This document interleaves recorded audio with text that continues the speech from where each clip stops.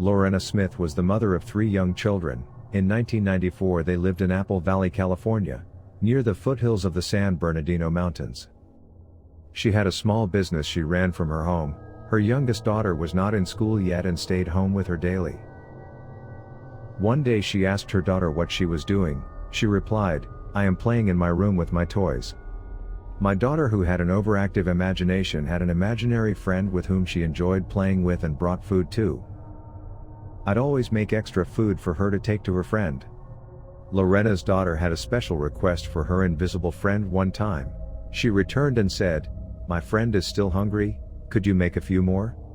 I made her a few more and followed her to the room to see where she was putting these sandwiches, because I knew she couldn't eat them all, and I saw she handed the sandwich to her friend in the closet through the side door. "Are you hungry for more food?" she said, as she looked in the closet, and then I saw a hand reach out with claws for the sandwich. I was stunned. What was that? Because I had no idea what it was. Oh my God, let's go. My brain did not know what was going on. What did I see? All I wanted to do was run. I know I was terrified, not just for myself, but also for my daughter, who was playing with it and feeding it. Lorena barricaded her daughter's closet and moved the child to her room. She heard something deep within the wall one night while the kids were sleeping. They were reptilians. I finally realized they were entering and leaving my house. Something appeared again in Lorena's bedroom a few nights later. I was in bed, and when I awakened, I felt something. The blankets were moving this time. What I saw was a large reptilian with a rounded snout, with yellow big eyes. It was 7 foot tall, 300 pounds, maybe more. I was frightened. I was unable to move. But I do remember screaming, because I was so scared. I believed it was going to kill me. As he pulled me out of the bed, I could feel his nails. It had a terrible look in its eyes. It pulled me by the legs, and then it sprayed something on me. I'm not sure if it was a pheromone, but it was a strong spray that I couldn't get out of my hair. I couldn't remove it from my skin, no matter what I did. I know it sprayed, and I know it enjoyed what it was doing. I knew it was reptilian. Later, Lorena claimed she was visited by 3 military men. Asking her questions, one said, "Ma'am, we're here about something you may or may not have seen." On their second visit, she claims they brought her to a military base and examined her. One military man told her, it was all just a bad dream. After that, Lorena moved, and she still to this day lives in fear that they will return. There have been tales of unusual monsters and creatures from all over the world, including strange things of all forms and sizes. Such claims persist, ranging from Bigfoot to aliens. Such experiences actually surpass the world as we know it, embracing the furthest regions of science and the unknown. One of the most fascinating and frightening is that of the reptilian humanoids. One theory for the reptoids is that they might be a surviving holdover population of survivors from the Jurassic era. Basically dinosaurs that have decreased in size, developed intelligence, and created what we call reptoids over millions of years. We do have evidence of animals that were believed to be extinct but did not in fact become extinct. A classic example is the Coelacanth, a large fish caught off the South Africa coast in the 1930s. Millions of years ago, it was believed to have been extinct. With that in mind, it may be possible that other Jurassic-era creatures may have also survived. There have been many reported sightings over the years. One woman who claims that her great-aunt told her about this incident. When she went to see her great-aunt, who lived on a rural farm in the South, she questioned why she often sat out on the porch with a fully loaded shotgun close at hand, and the elderly woman told her about a horrific encounter she had in the 1950s. She told her that their dogs and farm animals had gone crazy one evening, restless, scared, and causing a commotion outside. There were dogs barking, pigs squealing, and it was a complete chaos of sounds, leading her to believe that something was seriously wrong. She then claimed she got her shotgun and went outside to investigate, and that's when she encountered something that would permanently change her life. She didn't notice it right away, but when she turned her eyes toward the barn, which had a large pond on one side, she noticed a frog-like man, as she later called it, emerging from the barn's side. It was approaching her. It wasn't particularly tall, she said. It is about 5 feet 4 inches tall, which was only slightly taller than she was. He was walking straight to her with webbed hands. She yelled at it to stop, but it continued on its way. With her double-barrel shotgun, she stepped off the porch and shot it dead. The reptilian's blood was green. When the shotgun went off, her husband heard it. He stepped outside. "Look, I killed something. I shot something. And it is not human," she remarked as he stepped off the porch. They took a walk out to the side of the barn. She then said they buried the creature. We asked as to its whereabouts. She claimed that they buried it near the barn, just where it was killed. The animals became calm again once they buried it. Her spouse warned her not to tell anyone about the incident. She claims that a month later, her and her husband witnessed a blue UFO hover over their house and land nearby, following which more of the frog-like creatures emerged, and proceeded to the barn where their deceased comrade was buried. They exited the spacecraft, and proceeded to the mound where they had buried this creature. They reached out and placed their hands on the earth. The body of the frogman she had killed emerged from the ground, but it was still dead. They took the creature and loaded it onto the ship.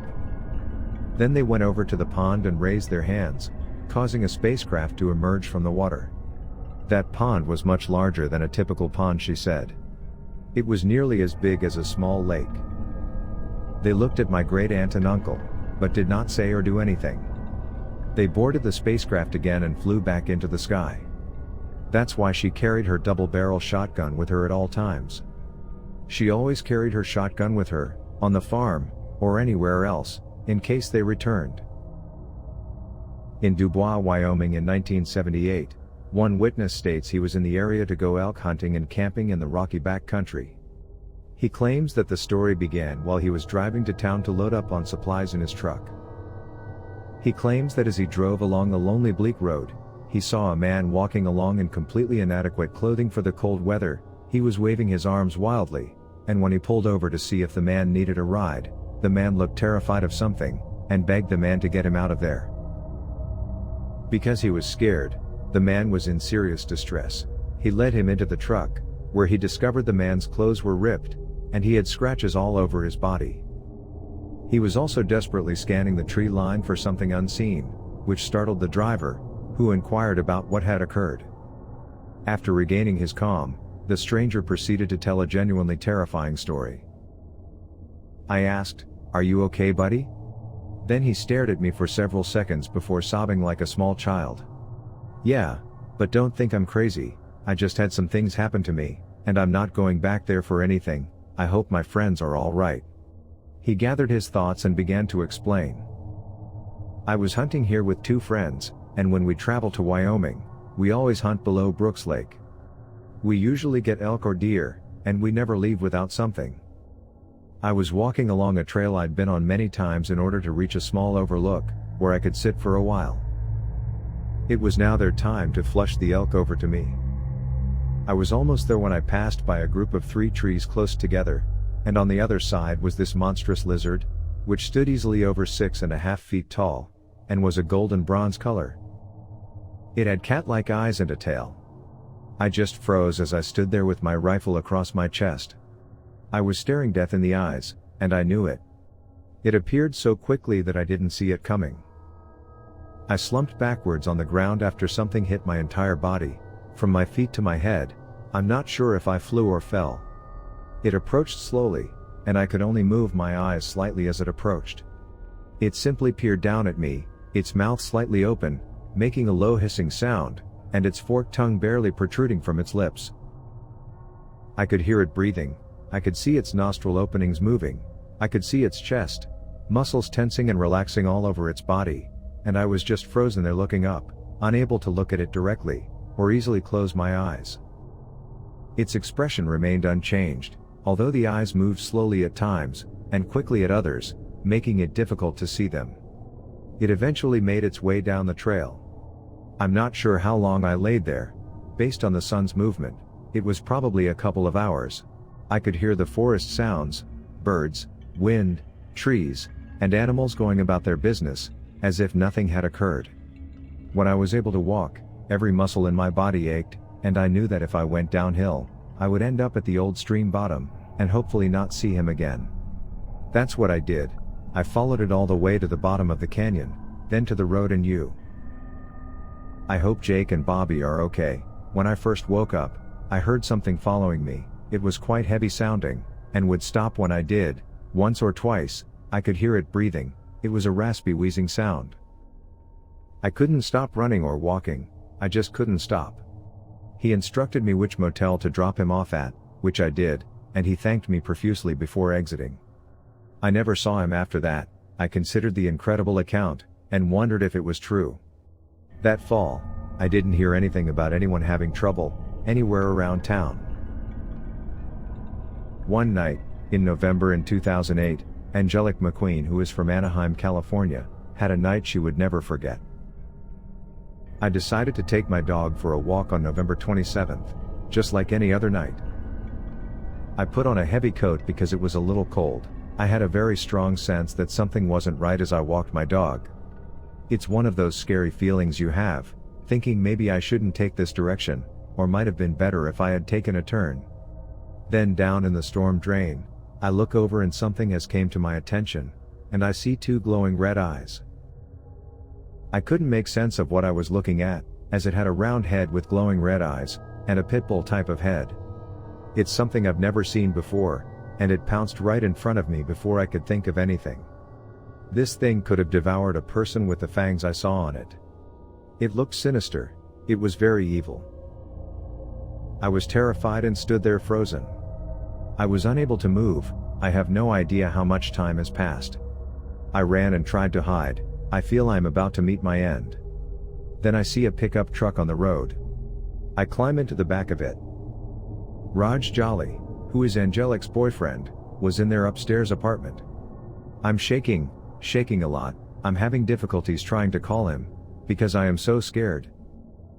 I finally reach him, and I said, "You have to get down here and get down here now." I told him to grab a baseball bat, stick or something. Angelique looks down the street and sees the creature closing in, and now there are more than one of them. I was terrified, I was scared out of my mind, and I think it's going to reach into the truck and grab me at any moment. It's going to take me away. I felt like I was going to die. When he arrived, he rushed right into the middle of the conflict. "There are these creatures," she told him. I pointed in their direction. "They came from over there." He told her to stay there as he went towards the creatures. He was pretty worried because Angelique is a pretty strong person, and normally, nothing scares her. She later stated, the Reptoids were stopped by something about Raj. They disappeared into the drain in a matter of seconds. Are these animals very sensitive to pheromones? Are they attracted to some while running away from others? I saw 2 or 3 things that appeared to be little shadows kind of crawling, and as it stood up, I could see it was a large, scary appearing creature with large teeth. The growl was heard by both of us. I just knew I didn't want to deal with this any longer. I just knew we had to get out of there, because it could come back again and kill us. Not long after the encounter, Angelique was awakened one night by an awful sound outside the apartment. It was approximately 2:30 a.m., and she had heard a large thud, and then she said she saw this huge amount of tissue and blood drop down from the wall. Were they Reptoid victim remains, she thought. But Angelique and her family would never know. After that night, she made the decision to move. On March 7, 2004, in Carthage, Missouri, 2 eyewitnesses, one named Patrick Garrett, had gone ATV riding near town in an area known as the Underground, a public and private storage facility. The complex has thousands of dehydrated food containers for the Navy and is made up of miles of carved-out caves. It can also serve as a fallout shelter, with a capacity of 40,000 to 50,000 people. When they reached an area designated Naval Authoritative Zone, they were nearly 8 miles deep into the caves. Because this was intended to be a freshly blasted area, the walls had grown more polished or finished looking. Since the floor was wet, both witnesses just continued going, and increasing their speed. They noticed a strange painted pattern on the floor, and mistook it for graffiti. The road then dropped down and turned left at a 90-degree angle. Then they came across a completely new road system, one that was much larger and older than the one they'd came from. They noticed a musty damp odor that grew stronger as they moved deeper into the site. The lighting had also altered. It was now more darker than the previous place they had entered. They slowed down and turned on their headlights, noticing that it was getting colder. They took a right, and began approaching what they thought was a rest stop approximately 40 feet away. After that, one of the witnesses noticed something that he initially mistook for a pair of fountains, until the things started moving. They both came to a complete stop. They spotted two creatures about 30 feet away. One was big, at least 7 feet, possibly more, and solidly built, and the other was smaller. The other had a pale, almost albino tint, and stood around 6 feet tall. This one wasn't quite as strong as the other. Both entities had the appearance of enormous reptiles. The creatures said nothing, but the witnesses got a strong hostile sense from the one who was taller, an evil presence of some type. When one of the witnesses screamed, they instantly turned around and began walking back. They observed the towering thing following them as they turned around. One witness got the uneasy sensation that they might be harmed if they were caught, and when they turned around, they saw the tall entity lift his arm carrying some sort of weapon. It shot and hit the one ATV, killing the engine and bringing it to a halt. The rider dashed over to the second ATV and hopped on. They sped away, but when they returned, they noticed that the tall reptile had stopped near the cave floor's graffiti region. The thing appeared to be unable to cross the strangely marked area, like a form of a barrier for the creature. The witnesses had slowed their ATV, and were now approximately 75 feet away from the creature. The two guys and the reptilian exchanged stares for around 15 seconds, before departing. The thing stood there and didn't move.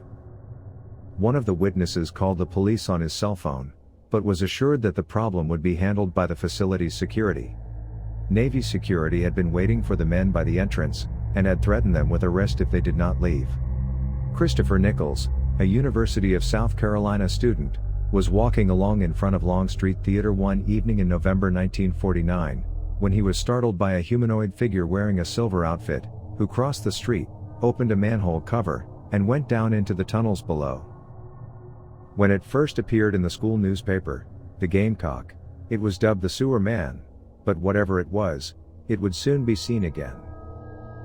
A police officer was in the area in April of 1950, when he had a terrifying experience of his own.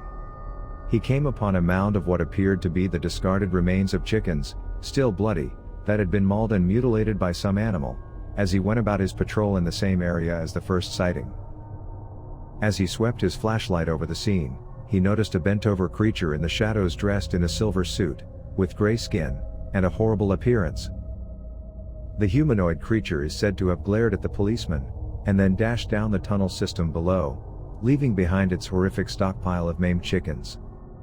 Sightings would continue into the 1960s and 1970s, with one particularly terrifying account, portraying the creature wielding a lead pipe, and threatening a gathering of university fraternity members.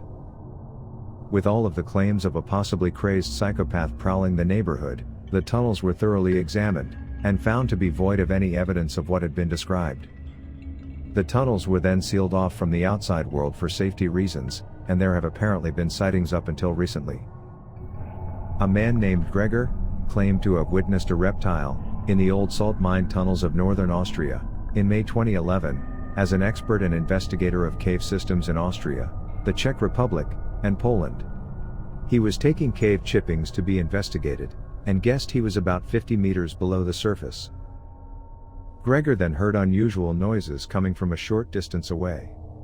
He came to a standstill, and listened to the sound until the voices faded away. Ignoring them, he continued farther into the cave, into a chamber where he detected a foul odor. He began to hear the voices again. Gregor was a little startled, and decided to turn around and flee the chamber as quickly as he could. As he did so, he turned around to look behind him, and noticed a light illuminating the previously dark chamber, which startled him even more.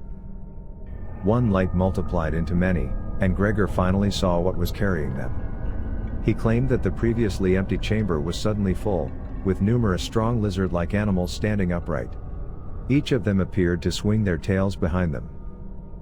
They appeared to be speaking in a language he didn't understand, but it sounded like human speech to him. The creatures didn't seem to notice Gregor, who made his way out of the caves as swiftly as he could, to the safety of the earth above. So what do you think of these stories? Do you have any to share? Let us know in the comments below, and as always please like and subscribe.